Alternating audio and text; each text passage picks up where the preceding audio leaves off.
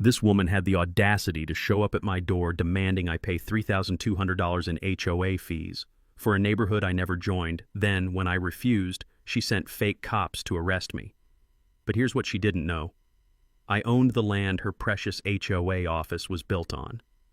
The fake badge made that cheap tap-tap-tap sound against my door while her sickeningly sweet perfume burned my nostrils. Two men in polo shirts with plastic badges were trying to intimidate a widowed mechanic on his own property. The sheer arrogance was breathtaking. What would you do if Karen next door tried to steal $3,000 from you, then sent fake police when you said no? Because what happened next is every HOA victim's dream come true. I didn't just fight back, I completely destroyed their entire corrupt operation. Drop a comment telling me where you're watching from, because this revenge story has everything. Fake cops, financial fraud, a public meltdown, and the sweetest justice you'll ever see. My name's Marcus Kellerman, and 6 months ago, I thought I'd found peace. After losing my wife Sarah to cancer 2 years back, I needed a fresh start somewhere quiet. That's when I inherited my grandmother Rose's old farmhouse in Millbrook County, 3.2 acres of pure tranquility with a 1940s stone house, weathered barn, and the workshop where I could rebuild engines and maybe rebuild myself. The crunch of gravel under my work boots each morning felt like coming home. The smell of motor oil mixed with sawdust from my woodworking projects and the sound of wind through those ancient oak trees, it was exactly what my grieving soul needed. Grandma Rose had lived there for 60 years, raising chickens and vegetables, completely self-sufficient on land her father bought when the area was still farmland. But 5 years ago, developers swooped in and built Willowbrook Estates all around my property, 200 identical cookie-cutter homes with perfect lawns and matching mailboxes. They created an HOA to manage their pools, landscaping, and community center. Fair enough. What wasn't fair was assuming they could rope in property that predated their subdivision by 8 decades. Enter Delilah Hutchcraft, age 47, HOA president and self-appointed neighborhood dictator. Picture every entitled suburban mom stereotype rolled into one perfectly manicured package. She drove a white Escalade, wore designer workout clothes to grocery shop, and used her HOA authority like a weapon to mask her deep insecurity about being a city transplant in a rural community.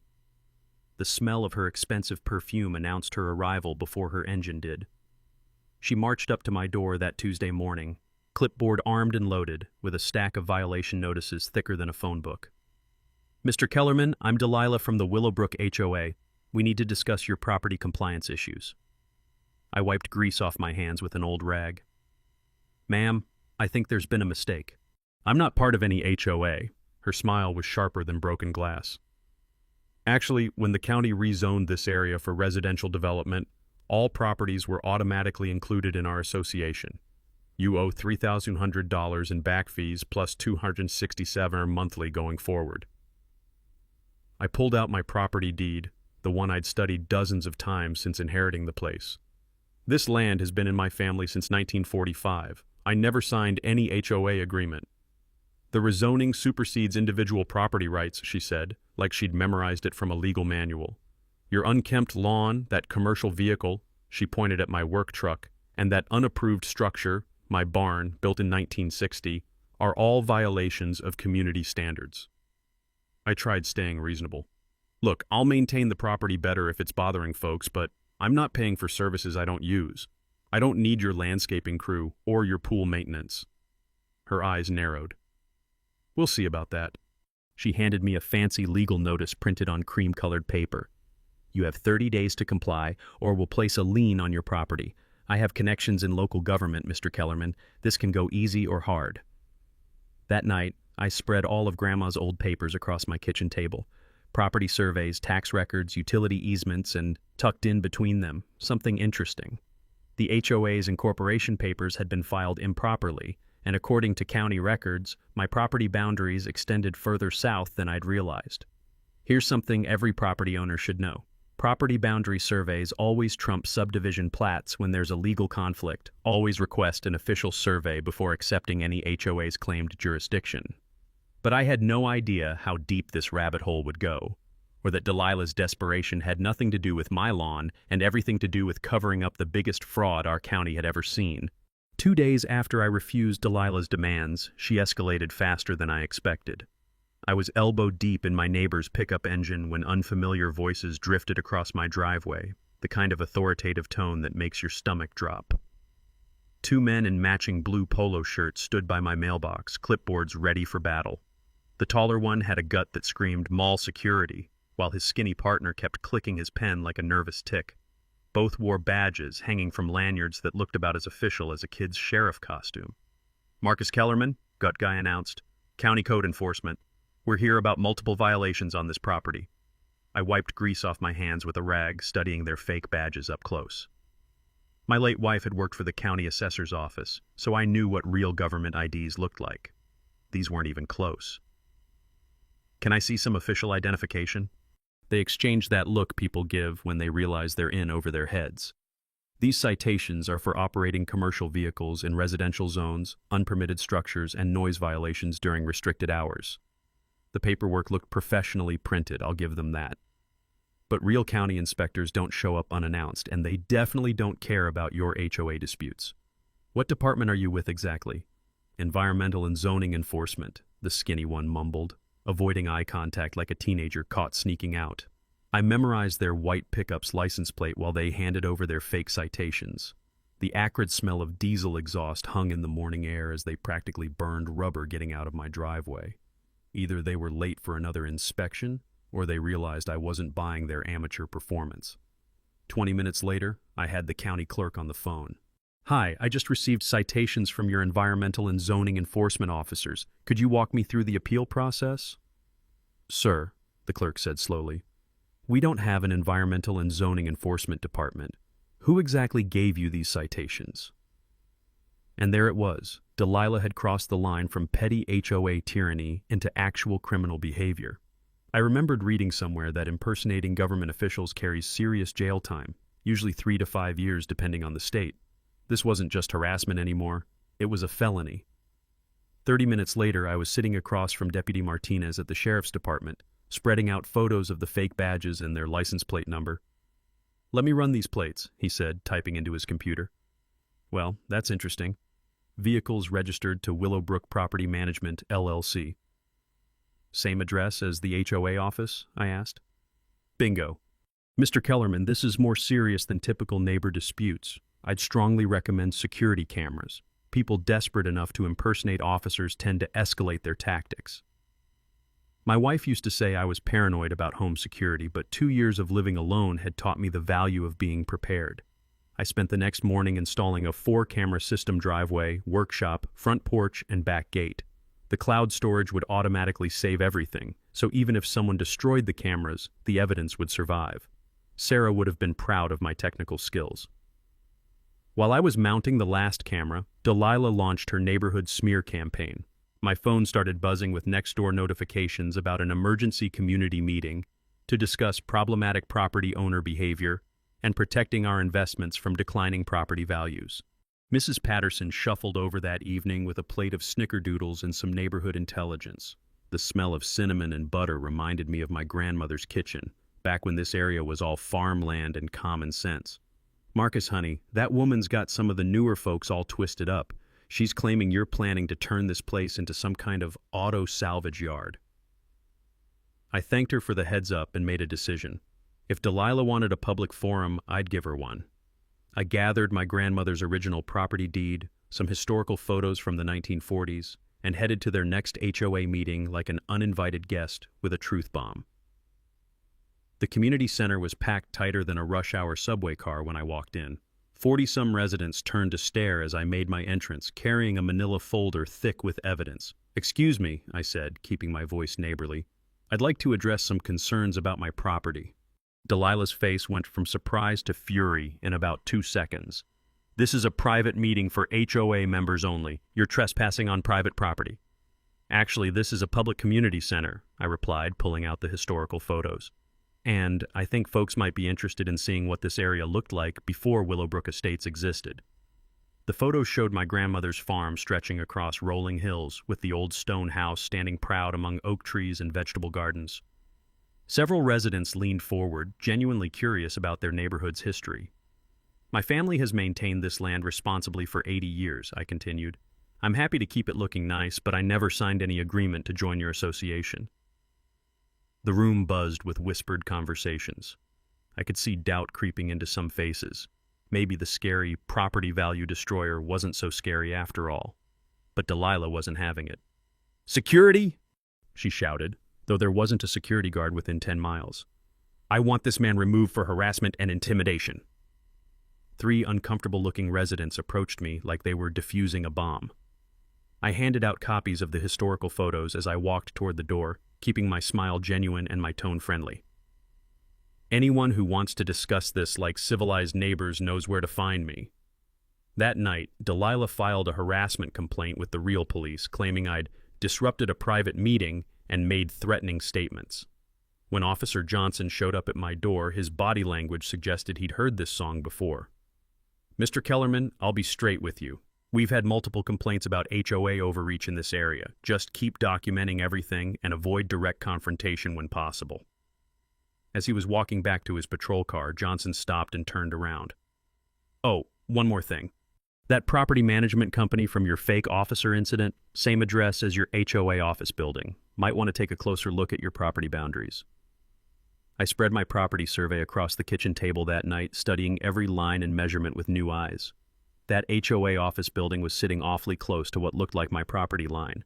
If my growing suspicion was right, Delilah's desperation was about to make perfect criminal sense. The sound of paper rustling filled the quiet house as I compared survey maps with county records, and slowly, a much bigger picture started coming into focus. 3 days after my uninvited appearance at the HOA meeting, Delilah decided to play lawyer. A certified letter arrived at my door-thick, expensive paper with a law firm's letterhead that screamed, "We charge $400 an hour and we want you to know it." The cease and desist letter was a masterpiece of legal intimidation, demanding I stop interfering with lawful HOA operations, trespassing on community property, and my personal favorite, causing property damage through negligent tree maintenance.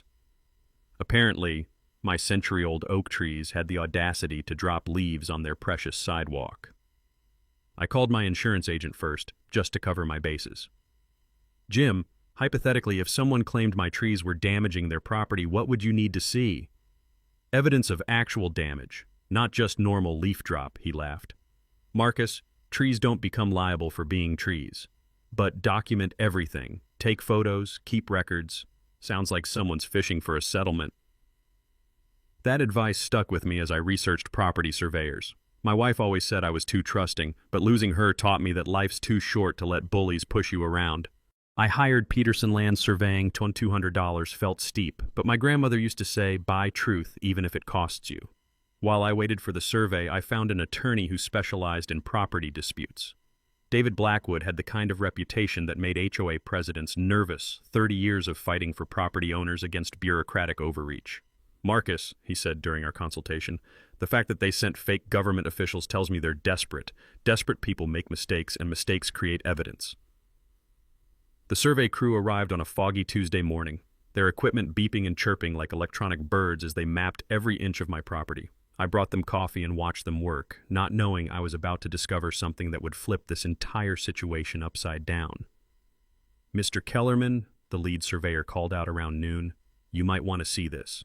Your property line extends about 30 feet further south than your old survey indicated.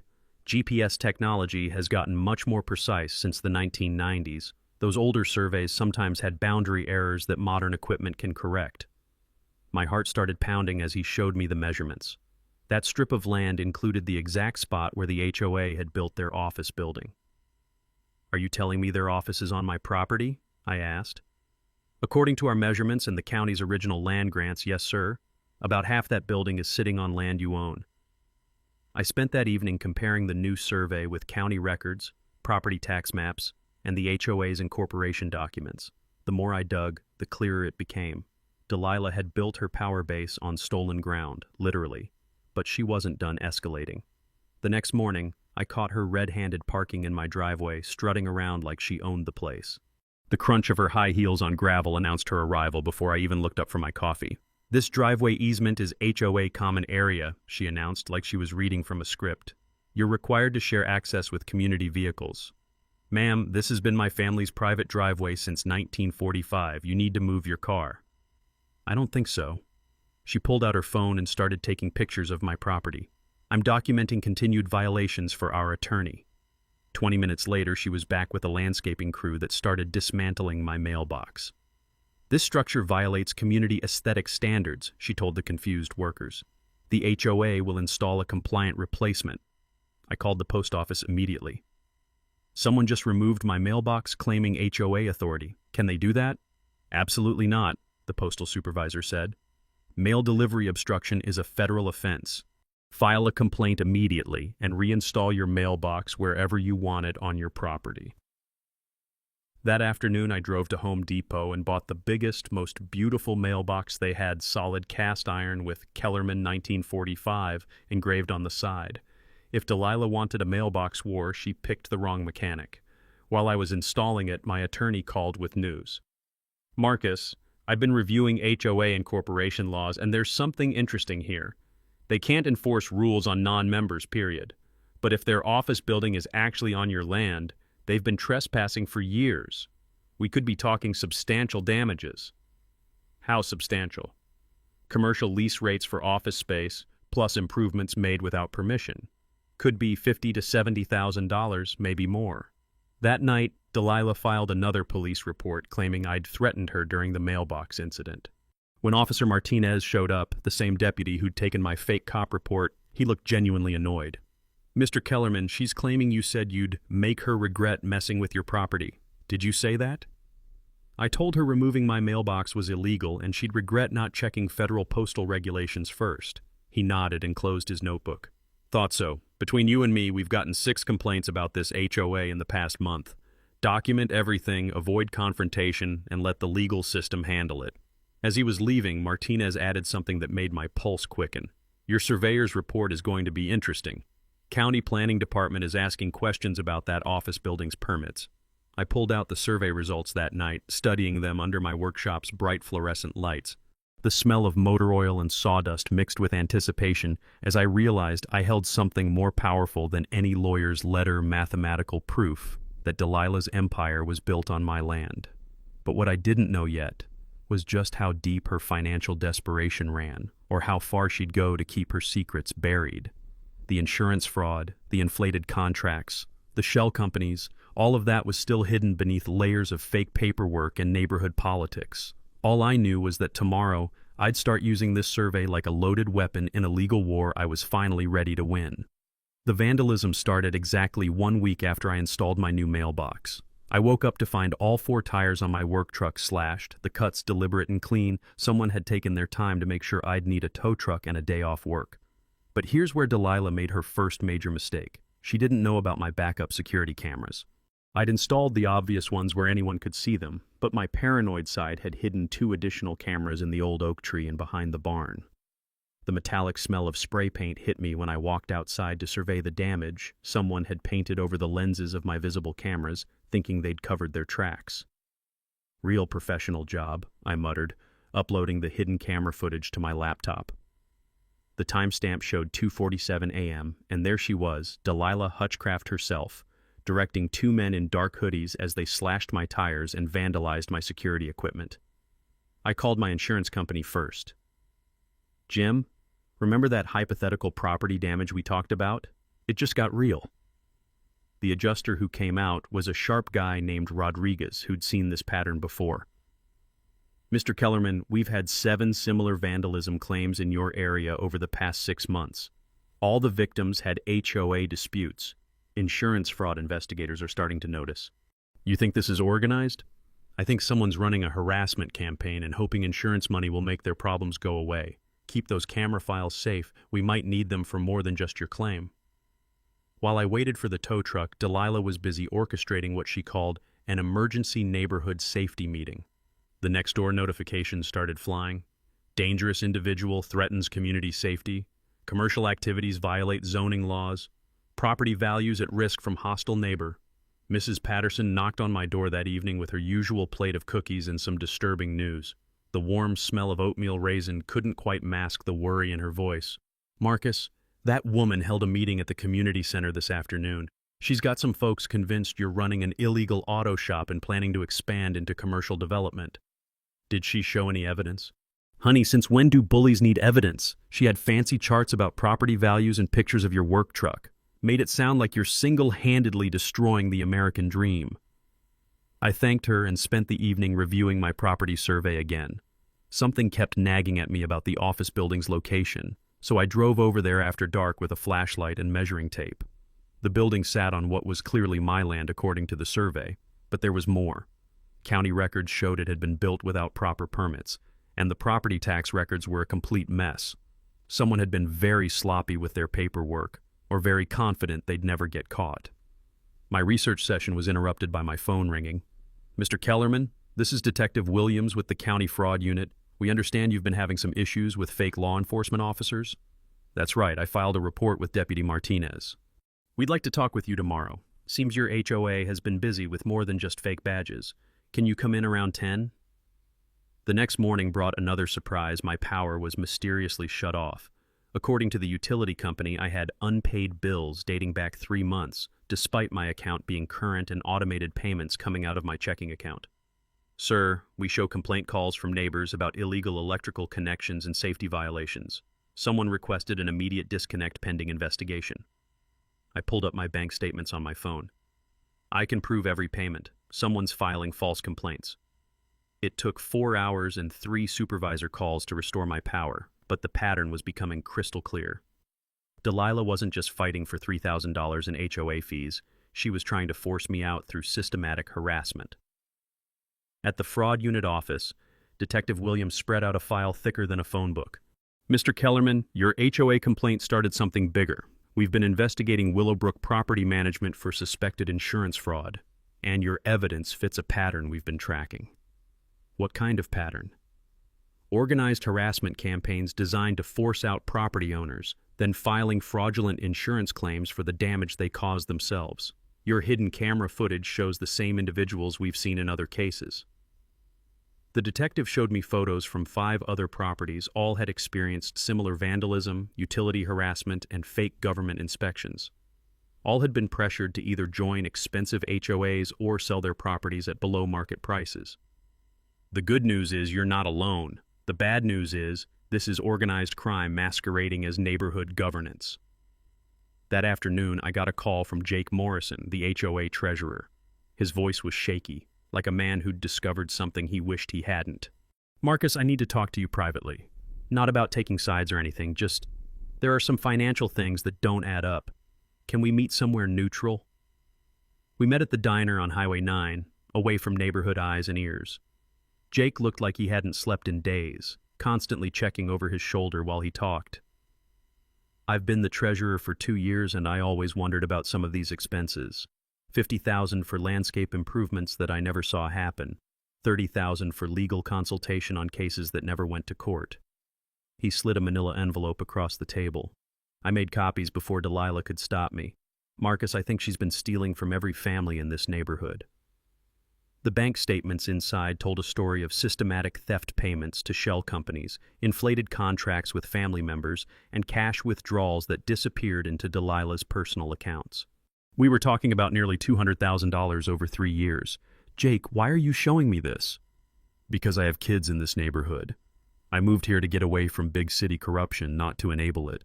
He paused, stirring his coffee nervously. And because I figured out something else.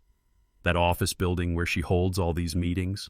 I looked up the property records. It's not sitting on HOA land. It's on my land.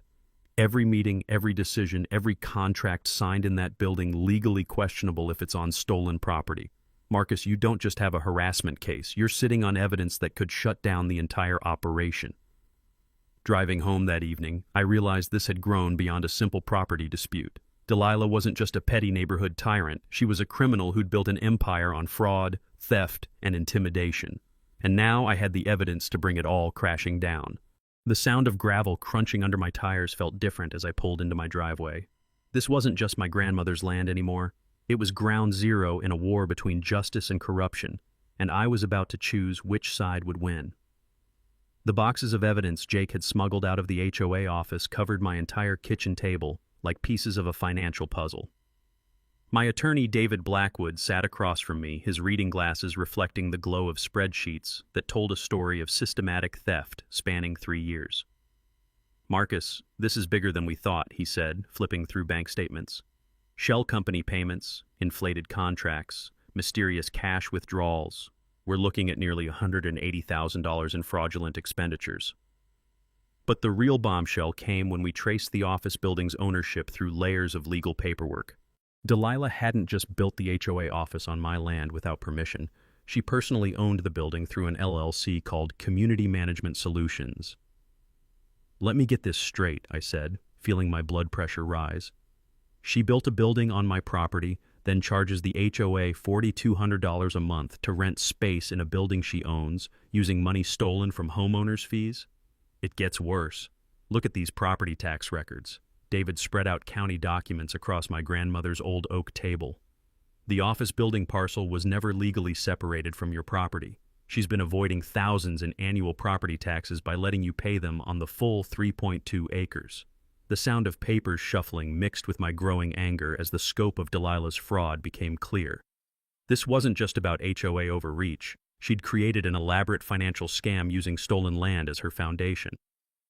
"Here's the smoking gun," David continued, pointing to a series of payments. "Landscaping contracts with her brother-in-law's company, security services from her nephew's business, and legal fees to a firm that doesn't exist. Every vendor getting inflated contracts is connected to her family."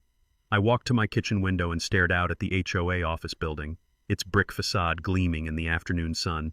That building represented everything wrong with unchecked authority, corruption dressed up as community service, theft masquerading as neighborhood improvement. "David, if I can prove ownership of that land, what happens to all the contracts and decisions made in that building?" "Legally questionable at best. You could argue that any HOA business conducted on illegally occupied property lacks validity. But more importantly, if we calculate commercial lease rates for office space over 3 years, plus improvements made without permission, we're talking about substantial damages." My phone buzzed with a text from Detective Williams. "County auditor wants to meet. Property tax irregularities flagged in system. Tomorrow 2 p.m. The meeting at the county auditor's office felt like stepping into the final act of a long-running drama. Auditor Patricia Paulson had spreadsheets, maps, and tax records spread across a conference table that could have seated a board of directors. "Mr. Kellerman, we've been reviewing property tax assessments in your area, and there are significant discrepancies. You've been paying taxes on 3.2 acres, including the parcel where the HOA office sits, but county records show no legal subdivision of that land. So officially, I own the ground their building sits on?" "According to our records, yes, which means Ms. Hutchcraft has been operating a tax avoidance scheme while collecting rent from an HOA for property she doesn't legally control." The auditor showed me comparison charts of similar properties in the area. The HOA office building should have been paying nearly $8,000 annually in property taxes, money that would have funded schools, roads, and county services. "There's something else," she continued. "We've identified 3 other properties in your area with similar irregularities, all connected to developments managed by Willowbrook Property Management." Driving home, I realized I'd reached the point of no return. I could settle quietly, reclaim my land, and let Delilah disappear into whatever hole criminals crawl into when their schemes collapse. Or I could expose the entire fraud and help 200 families recover money stolen from their HOA fees. My grandmother's voice echoed in my memory, something she used to say when neighbors faced difficult decisions. "Marcus, sometimes doing right costs more than doing nothing, but sleeping peacefully is worth every penny." That evening, I called David with my decision. I want to expose everything. Not just my property dispute, the whole financial fraud. These families deserve to know where their money went. "Marcus, that means bigger risks, higher costs, and months of legal battles." "Are you sure?" I looked out at the neighborhood lights twinkling through my oak trees, imagining all those families paying inflated HOA fees to fund one woman's greed. "I'm sure. Let's bring this house of cards down." What I didn't know was that Delilah had already sensed the walls closing in. Tomorrow would bring her most desperate measures yet, attempts to destroy evidence, silence witnesses, and eliminate the biggest threat to her empire, me. But for tonight, I finally understood the true scope of what I was fighting. This wasn't just about property rights or neighborhood politics anymore. This was about justice for an entire community, and I held the key that could unlock the truth. The smell of fresh coffee filled my kitchen as I prepared for the battle ahead, knowing that sometimes one person's courage to stand up can protect hundreds of others from ongoing harm. The war room took shape in my workshop over the next 3 days. Maps, financial documents, and legal papers covered every flat surface, while my allies gathered around the workbench where I usually rebuilt engines. Now we were rebuilding justice. Mrs. Patterson arrived first, carrying a thermos of coffee and a box of historical documents she'd been saving for 60 years. "Marcus, honey, I remember when your grandmother bought this land. The original deed shows water rights and mineral access that extend all the way to Miller's Creek." Jake Morrison looked nervous but determined as he spread HOA bank statements across my tool cabinet.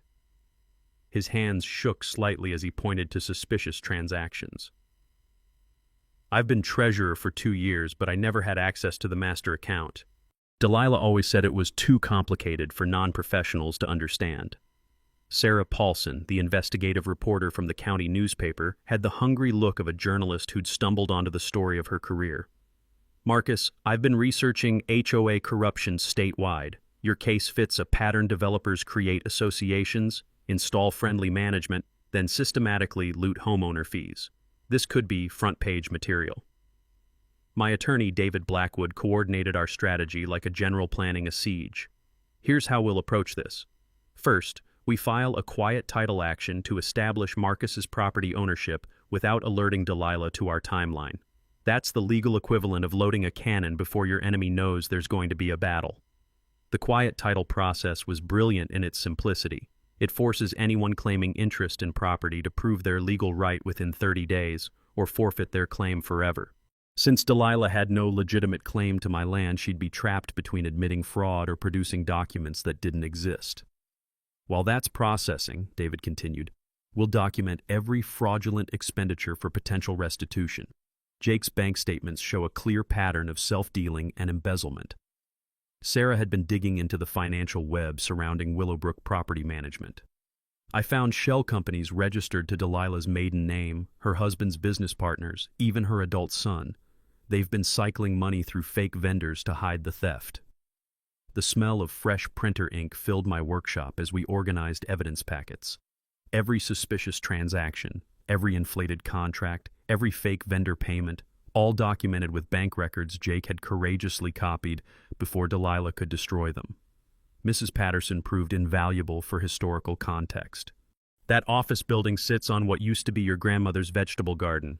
Rose grew the best tomatoes in 3 counties right where Delilah parks her Escalade." "Can you testify to that in court?" David asked. "Honey, I'm 78 years old and I've got nothing left to lose. That woman has terrorized this neighborhood long enough." Our investigation revealed the insurance angle Jake had hinted at. Delilah had been filing fraudulent claims for damage to HOA property, collecting settlement money, then pocketing the funds without making repairs. The total approached $45,000 over 2 years. "Insurance fraud is a federal crime," David noted. "If we can prove she orchestrated the vandalism to create claims, she's looking at serious prison time." Sarah coordinated our media strategy. "I'll time the article for maximum impact day after your confrontation at the HOA meeting. Social media buzz will build pressure on law enforcement and county officials to act quickly." We scheduled everything like a military operation. Legal filings would create a 30-day countdown, forcing Delilah into a corner. The HOA meeting in 2 weeks would serve as our public forum, with Sarah attending as press and Detective Williams monitoring from the audience. "We need to prepare for her counterattacks," I warned. "She's already escalated to vandalism and fake cops. Desperate people do dangerous things." David had anticipated this. "We've briefed the sheriff's department on potential witness intimidation. Any threats or harassment get documented immediately and reported to Detective Williams." The forensic accounting piece came together when David brought in Rebecca Torres, a financial investigator who specialized in HOA fraud cases. "Marcus, I've seen this pattern in 12 other cases. Shell companies, inflated contracts, fake vendors. It's like they're following a playbook. How much are we talking about in total damages?" "Conservatively, $200,000 in stolen fees, plus commercial lease damages for using your property without permission. If homeowners file a class action, they could recover most of their losses." Jake's moral courage impressed everyone. Despite facing potential retaliation, he'd committed to testifying about financial irregularities. My kids live in this neighborhood. I can't let them grow up thinking corruption is normal. We prepared backup plans for every scenario. If Delilah fled before the confrontation, we'd already filed asset freeze orders. If she tried to destroy more evidence, we'd secured copies with multiple attorneys. If neighbors turned hostile, media coverage would protect us through public accountability. The psychological preparation was crucial. She'll try every manipulation tactic in the book, Sarah warned. Personal attacks, playing the victim, claiming you're the real criminal. Stay focused on facts and let the evidence speak.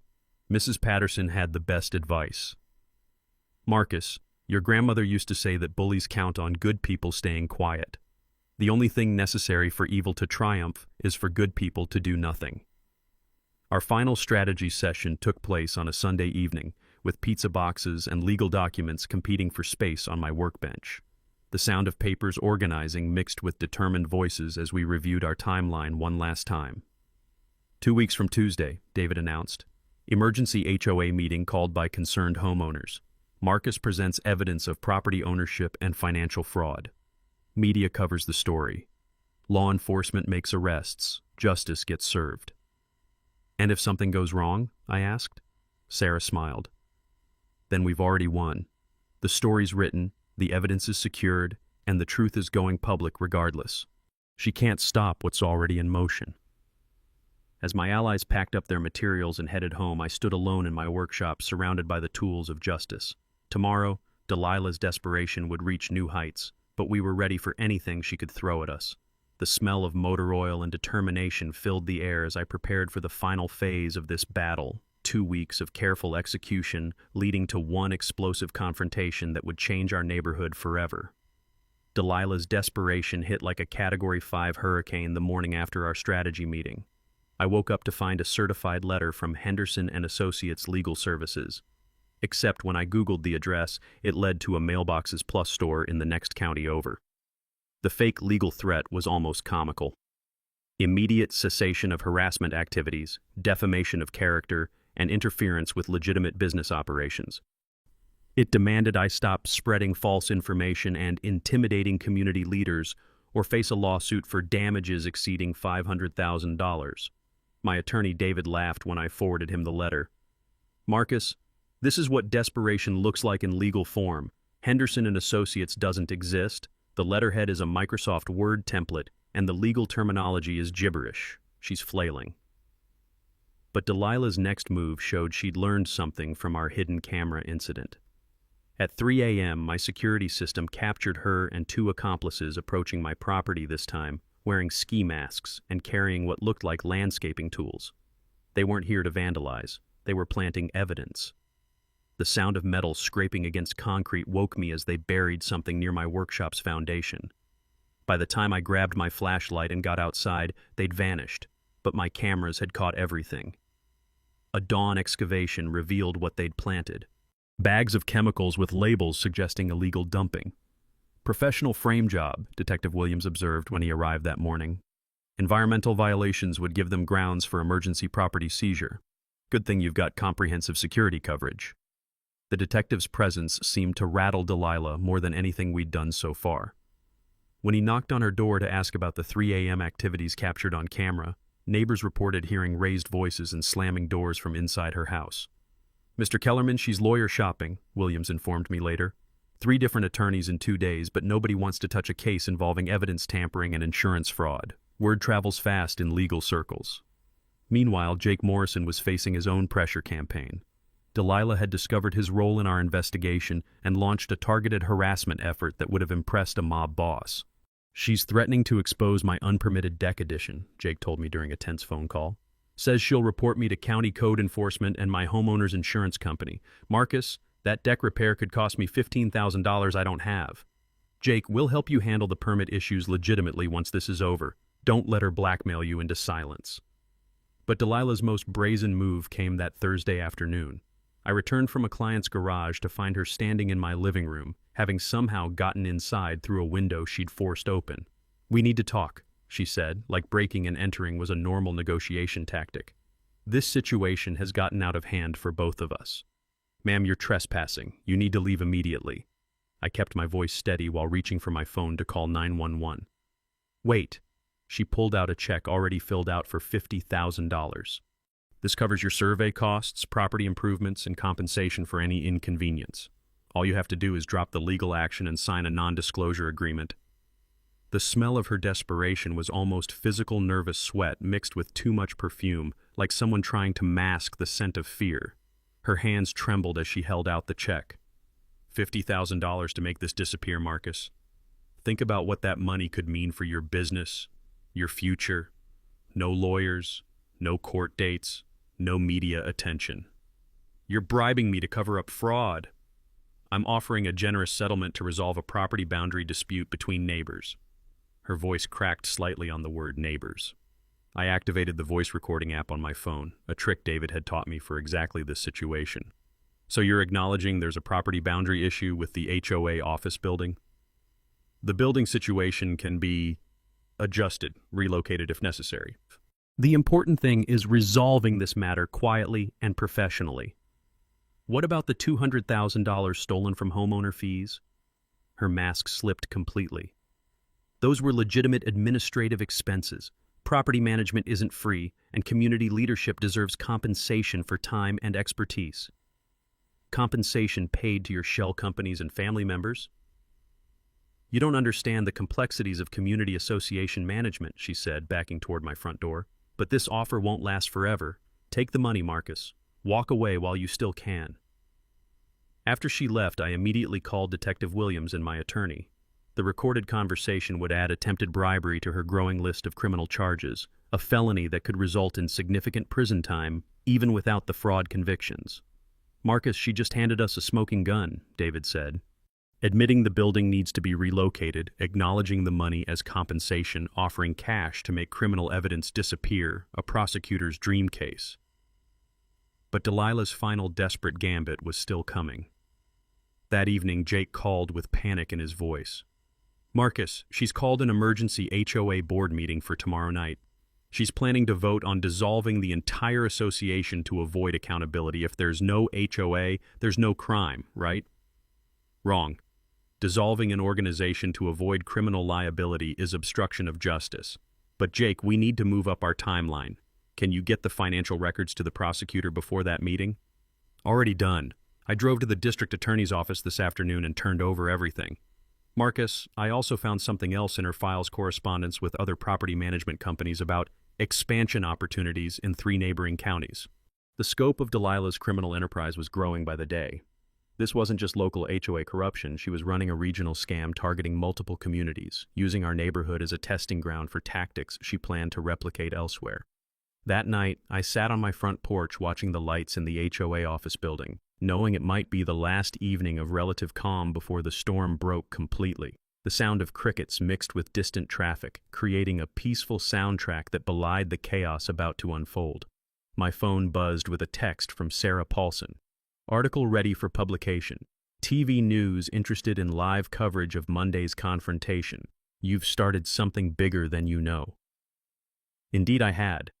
What began as a simple property dispute had exposed a criminal conspiracy that threatened the financial security of hundreds of families.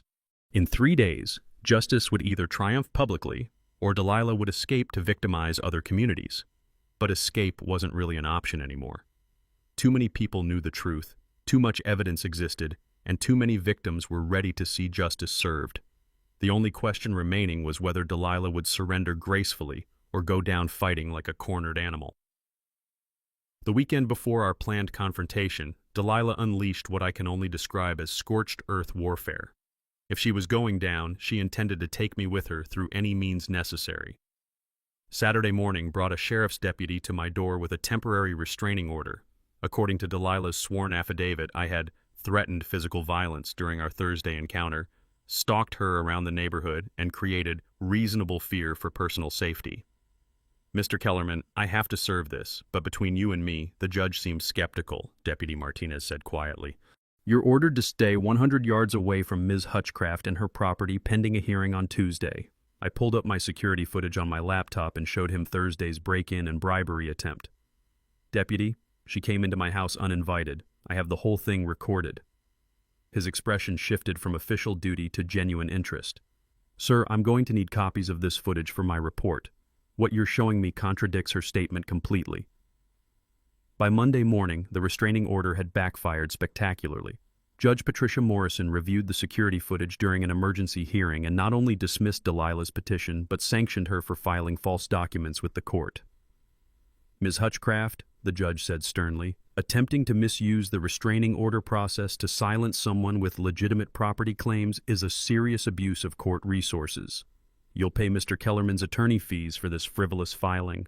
But Delilah's desperation had only begun.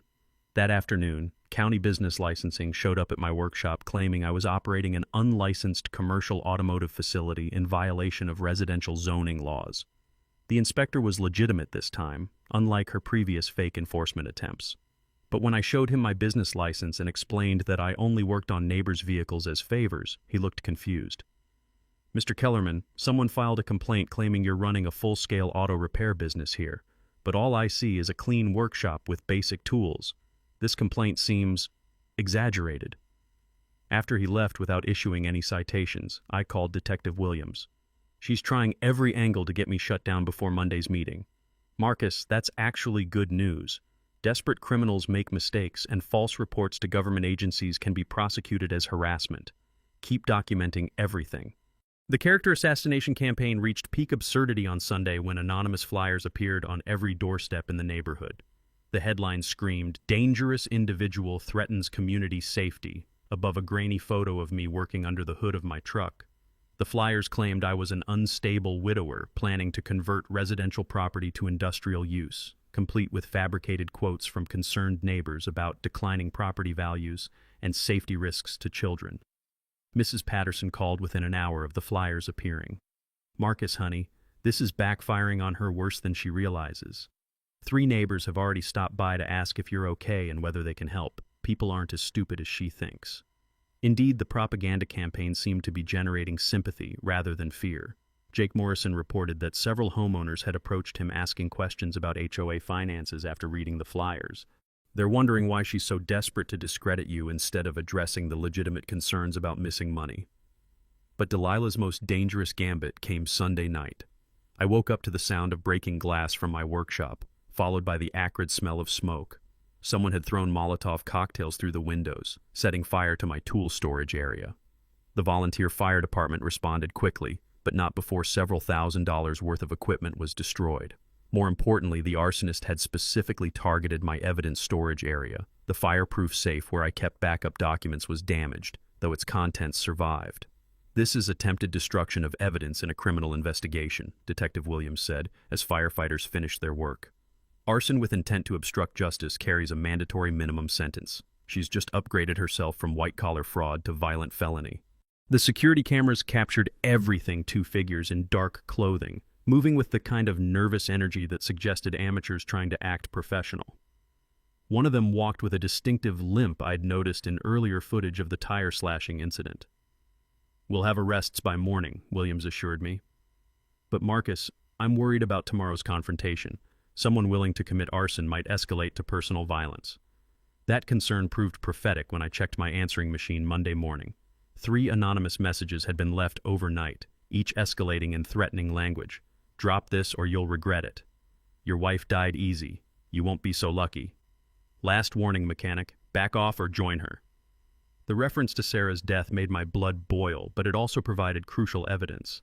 Threatening a witness in a criminal investigation was another felony, and the voice recognition software David's office used identified speech patterns consistent with previous recordings of Delilah. By noon Monday, the media attention had reached critical mass. Sarah Paulson's preliminary article had gone viral on social media, generating thousands of shares and comments from HOA abuse victims nationwide. Local television news trucks started arriving in the neighborhood, setting up for live coverage of the evening's confrontation. "Marcus, you've become the face of a national movement," Sarah told me as we reviewed her final article draft. "I'm getting calls from property rights advocates, legal reform groups, even federal investigators interested in HOA fraud patterns." The community center parking lot filled up 3 hours before the meeting was scheduled to start. Word had spread beyond our neighborhood. Homeowners from surrounding areas wanted to witness what many were calling a David versus Goliath moment, in the fight against HOA corruption. But Delilah had one final card to play. At 4 p.m., her attorney called mine with a settlement offer that would have impressed a Las Vegas high roller: complete ownership transfer of the office building, $100,000 in cash, public apology, resignation from all HOA positions, and relocation to another state within 60 days. She's offering to disappear completely, David told me. No criminal charges, no prosecution, no media attention. You get your land back, and she vanishes.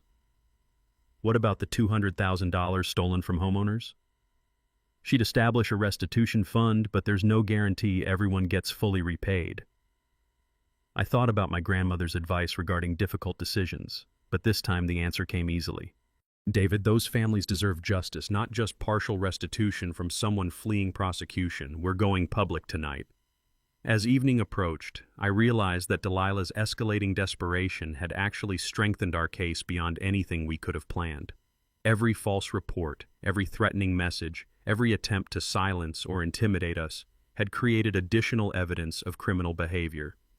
The smell of determination mixed with nervous sweat as I prepared for the most important confrontation of my life. In 2 hours, I would face down a criminal in front of cameras, reporters, and an entire community that deserved to know the truth about where their money had gone. Win or lose, tonight would end Delilah's reign of financial terror forever. The community center had never seen anything like it. By 6:30 p.m., more than 300 people packed into a space designed for 150, with overflow crowds gathering outside around speakers Sarah Paulson had arranged. The squeaking of metal folding chairs mixed with nervous chatter as neighbors who'd barely spoken before found themselves united by curiosity and outrage.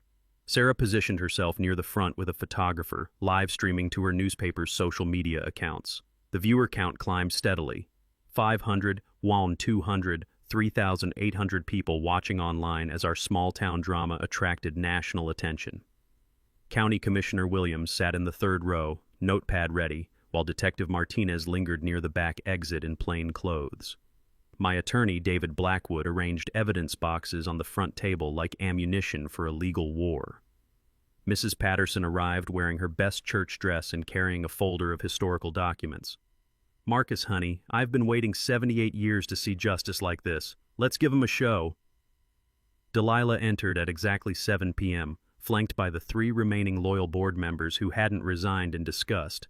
She wore a navy business suit that probably cost more than most people's car payments, but her usual confident swagger had been replaced by something that looked suspiciously like barely controlled panic. "This meeting will address routine HOA business only," she announced, her voice echoing through the packed room. "We have no time for outside agitation or personal grievances from non-members." A murmur of discontent rippled through the crowd. Jake Morrison stood up from the middle section, his treasurer's notebook in hand. "Point of order, Madam President. State law requires that homeowner concerns be addressed in public meetings regardless of membership status." "Mr. Morrison, you're out of order." "Actually, Ms. Hutchcraft, you're out of order," called out a voice from the back. Commissioner Williams rose from his seat. "As an elected county official, I'm here to observe proper procedure and ensure transparent governance. Please continue, Mr. Morrison." Delilah's face flushed red, but she couldn't eject a county commissioner from a public meeting. "Fine. We'll allow limited public comment, but I reserve the right to maintain order." I stood up slowly, feeling the weight of 300 pairs of eyes as conversations died to whispers. The smell of nervous sweat and cheap coffee filled the stifling room as I walked to the front, carrying the surveyor's report that would change everything. "Neighbors, my name is Marcus Kellerman. Some of you know me as the mechanic who's been causing trouble about HOA fees. Tonight, I want to show you exactly what kind of trouble we're really dealing with." I unfolded the property survey and held it up for everyone to see. This is an official county survey of my grandmother's property conducted 3 weeks ago using GPS technology. According to this survey and county land records, the HOA office building behind me is constructed on land that my family has owned since 1945. The room exploded in surprised chatter. Delilah shot to her feet. "That's a fabricated document designed to disrupt legitimate community governance." "Ma'am, this survey was conducted by Peterson Land Surveying and certified by the county auditor's office," I replied calmly. "But the illegal office location is just the beginning of what you folks need to know about where your HOA fees have been going." I nodded to Jake, who began distributing copies of the financial evidence we'd prepared. Over the past 3 years, nearly $180,000 in homeowner fees have been diverted to shell companies owned by Ms. Hutchcraft and her family members. The rustling of paper filled the room as people examined bank statements showing payments to fake vendors, inflated contracts, and mysterious cash withdrawals. Gasps and angry mutters started building as the scope of the theft became clear. "This is slander!" Delilah screamed, abandoning any pretense of parliamentary procedure. "I've dedicated my life to improving this community, and I won't stand here and be attacked by a bitter widower with delusions of grandeur." The widow comment was her fatal mistake. Mrs. Patterson stood up with the righteous fury of someone who'd seen enough injustice for one lifetime. "Delilah Hutchcraft, you should be ashamed of yourself. That man lost his wife to cancer and came here looking for peace. Instead, you've terrorized him, stolen from his neighbors, and turned this community into your personal piggy bank." The applause was thunderous. Even some of Delilah's former supporters were clapping as the elderly woman continued her passionate defense. "I've lived in this area for 78 years, and I remember when the Kellerman family bought that property.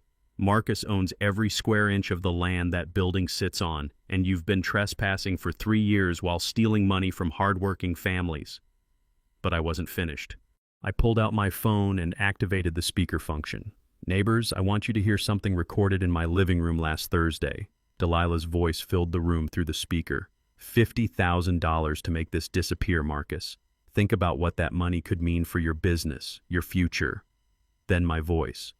"So, you're acknowledging there's a property boundary issue with the HOA office building?" Her recorded response, "The building situation can be adjusted, relocated if necessary." The room fell silent as the implications hit home. Delilah had just admitted, in her own voice, that the office building was illegally located, and she was willing to pay bribes to cover it up. "Ladies and gentlemen," I announced, "that's the voice of your HOA president attempting to bribe a crime victim to conceal evidence of fraud and theft." Detective Martinez stepped forward from the back of the room, his badge now visible on his belt. "Delilah Hutchcraft, you're under arrest for fraud, embezzlement, bribery, and obstruction of justice." The crowd watched in stunned silence as he read her Miranda rights. The metallic click of handcuffs echoed through the community center as 3 years of criminal behavior finally caught up with the woman who'd terrorized our neighborhood. "You have the right to remain silent. Anything you say can and will be used against you in a court of law." As Detective Martinez escorted Delilah toward the exit, she finally broke down completely. "You don't understand," she screamed at the crowd. "Property management is complicated. I deserved compensation for my time. These people don't appreciate everything I've done for them." Commissioner Williams stood and addressed the crowd as the arrested woman was led away. "Ladies and gentlemen, tonight you've witnessed why transparency and governance matters. The county will be launching a full investigation into HOA practices throughout our jurisdiction, and will implement reforms to prevent this kind of abuse in the future." The applause was deafening. Sarah's live stream had reached over 15,000 viewers, and the comments were flooding in from HOA abuse victims nationwide who saw hope in our small-town victory. Jake Morrison stepped to the microphone, his voice shaking with emotion. "As interim treasurer, I motion to dissolve the current HOA structure and form a legitimate homeowners association with full financial transparency and democratic governance." "Seconded," came voices from throughout the crowd. "All in favor?" Jake asked. Nearly every hand in the room went up. As people filed out of the community center, dozens stopped to shake my hand, apologize for doubting me, or share their own stories about Delilah's abuse of power. The sound of relieved laughter mixed with planning conversations as neighbors who'd been divided by fear and manipulation began healing their community. Mrs. Patterson squeezed my arm as we walked toward the parking lot. "Marcus, your grandmother would be so proud. You didn't just save your own property, you saved this whole neighborhood." Looking back at the HOA office building that had caused so much trouble, I realized the real victory wasn't reclaiming my land or seeing Delilah arrested. It was watching a community rediscover that ordinary people, working together with courage and evidence, could defeat corruption no matter how entrenched it seemed. Tomorrow would bring lawyers, insurance claims, and the long process of recovering stolen money. But tonight, justice had won in the most satisfying way possible, publicly, completely, and with the whole world watching. 6 months later, I woke up to something I thought I'd never hear again, the sound of children's laughter drifting through my bedroom window. Kids were playing soccer in what used to be Delilah's perfectly manicured HOA common area, their joy echoing across property lines that no longer felt like battle zones. The transformation still amazed me. My workshop, once a lonely refuge for a grieving widower, had become the neighborhood's unofficial community college. 3 evenings a week, I taught automotive basics to teenagers whose parents had gone from avoiding me to trusting me with their kids' futures. The smell of motor oil mixed with hope as young hands learned skills that could support them for life. Delilah's legal reckoning had been swift and thorough. 18 months in federal prison, $247,000 in restitution orders, and permanent banishment from property management meant justice wasn't just served, it was delivered with compound interest. Her ex-husband had moved to Arizona and changed his name, while her children transferred schools to escape the shame of having America's most notorious HOA criminal for a mother. The office building that started this whole war had become our community's greatest success story. Instead of tearing down the structure built on my stolen land, I donated its use to our reformed neighborhood association. The ground floor buzzed with activity-free legal clinics, computer classes for seniors who'd been intimidated by Delilah's fake complexity, and transparent budget meetings where every dollar was accounted for in plain English. Mrs. Patterson, now 79 and sharper than ever, had created a historical exhibit upstairs showcasing our journey from corruption to cooperation. School groups toured regularly, learning how ordinary citizens could defeat entrenched authority through documentation, courage, and community solidarity. Her favorite display featured Delilah's mugshot next to a quote, "The only thing necessary for evil to triumph is for good people to do nothing." The financial recovery exceeded everyone's expectations. Our cooperative management model saved homeowners 43% on legitimate services while actually improving quality. Competitive bidding, transparent accounting, and democratic oversight had eliminated the 200% markup Delilah charged for basic maintenance through her family's fake companies. But the personal healing mattered more than money. Sarah Paulson and I had built something beautiful on the foundation of our shared fight for truth. Our engagement at the neighborhood festival had drawn cheers from former enemies who'd become genuine friends. The investigative reporter who'd helped expose corruption was now the woman who made my morning coffee taste better and my future look brighter. The Grandmother Rose Memorial Scholarship had awarded its first recipient last month, a young woman studying automotive technology who reminded me why fighting corruption matters. When working-class families can afford college because we recovered their stolen HOA fees, every legal battle and sleepless night becomes worthwhile. Our story's national impact still surprised me. Congressional testimony, 43 state investigations, millions in recovered homeowner funds, all because one stubborn mechanic refused to pay extortion fees. The Kellerman Property Rights Act now protected homeowners nationwide from forced HOA membership scams, proving that small-town victories could create nationwide change. The consulting work felt surreal. FBI agents called for advice on HOA fraud patterns, attorneys flew in from California to discuss similar cases, and victims from Alaska to Florida shared stories that made Delilah's crimes look almost modest. My business cards read Marcus Kellerman, Auto Repair and Justice Consultation, a combination that would have sounded ridiculous 2 years ago. Property values told the real story of community transformation. An 18% increase since corruption ended proved that good governance attracted buyers rather than scaring them away. Young families moved in specifically because of our reputation for transparency and accountability. Fear had been replaced by the kind of mutual support that turns houses into homes and neighbors into family. Jake Morrison's leadership as our elected association president had healed wounds that seemed permanent during Delilah's reign. His monthly community barbecues brought together people who'd crossed streets to avoid each other, creating friendships built on shared relief rather than shared oppression. Detective Williams, now heading the county's white-collar crime unit, stopped by occasionally to share updates. Marcus, 12 additional property management companies are under investigation because victims found courage in your story. You started something bigger than you realized. The physical changes completed our emotional healing. Delilah's former parking spot had become a community garden where elderly residents grew vegetables and children learned cooperation. The smell of tomatoes ripening in my grandmother's former soil felt like justice taking root in the most literal way possible. Standing in that garden on quiet evenings, I sometimes marveled at the journey from victim to victor.